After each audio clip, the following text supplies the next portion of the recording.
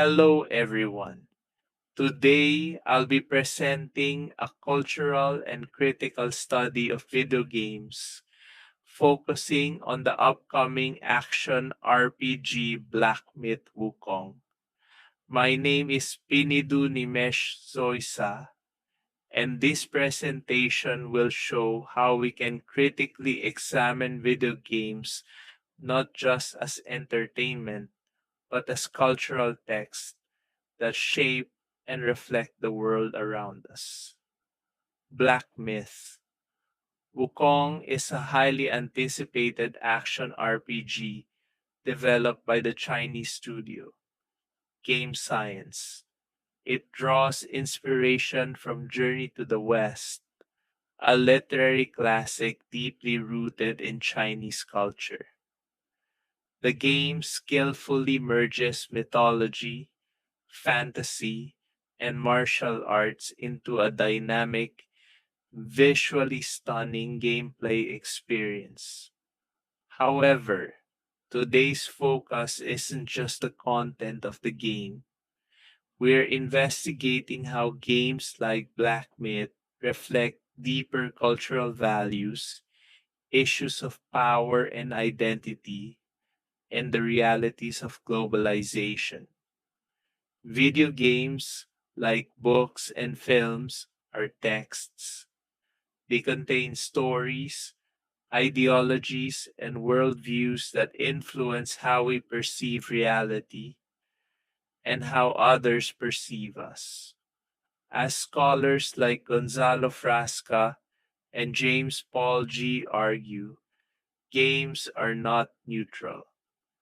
Critical and cultural studies help us explore important themes such as representation, how race, gender, and nationality are depicted, power structures, who gets to tell stories, and globalization, how cultures interact and exchange through media. Thinking critically about games helps us understand them as powerful cultural forces, not just leisure activities. In order to study Black Myth, Wukong critically, we'll use three key theoretical lenses. First is postcolonial theory, as introduced by Edward Said. It looks at how cultures define themselves and often how they are represented by or resist dominant powers. Second is myth criticism, following Joseph Campbell, which examines how myths shape personal and collective identity through timeless archetypes. Third is the debate between ludology and narratology, highlighted by Jesper Juhl, a discussion about whether games are best understood as rule-based systems or narrative experiences. Each framework offers unique tools for unpacking the rich layers inside Black Myth. Journey to the West is one of the most iconic works in Chinese literature. The Monkey King, or Wukong, embodies rebellion, cleverness, and resilience. By adapting this myth into a video game, Black Myth doesn't just entertain, it actively reclaims and revitalizes national mythology for a global audience.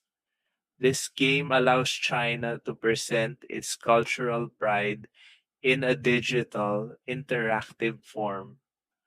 Through myth criticism, we see how modern media like video games are now primary vehicles for transmitting and reshaping ancient cultural identities. For decades, video games have heavily relied on Western myths, Greek gods, Norse legends, Arthurian heroes. Black Myth. Wukong challenges this trend by globalizing a distinctly non Western story.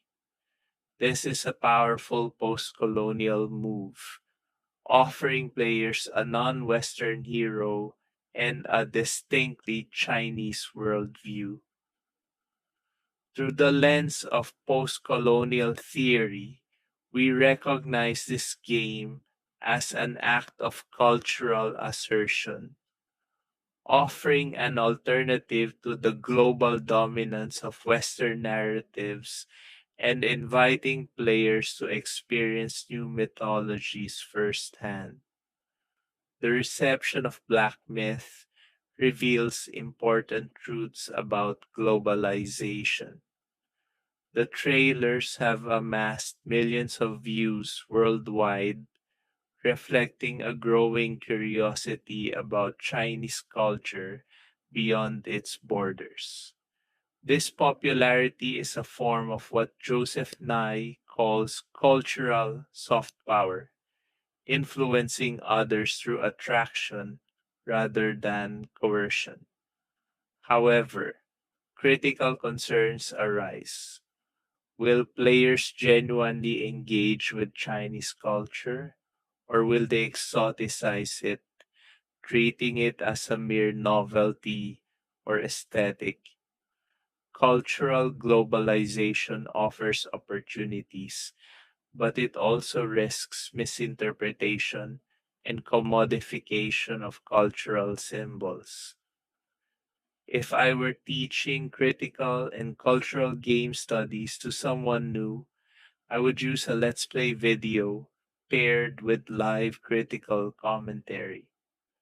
As we watch gameplay footage together, I would pause at key moments, analyzing story arcs, mythological references, combat mechanics, and cultural symbolism. The aim is to show that playing is a form of reading and that every gameplay choice carries narrative and cultural significance. By connecting theory to practical examples in real time, students can begin seeing games as layered cultural artifacts. In conclusion, Black Myth, Wukong is far more than just an action game. It acts as a cultural ambassador, telling a uniquely Chinese story through the modern language of video games. By applying post-colonial theory, myth criticism, and ludology versus narratology debates, we uncover its rich, multi-layered significance. Learning to study games critically not only enhances our appreciation for the medium, it also trains us to become more thoughtful, culturally aware participants in a globalized digital world.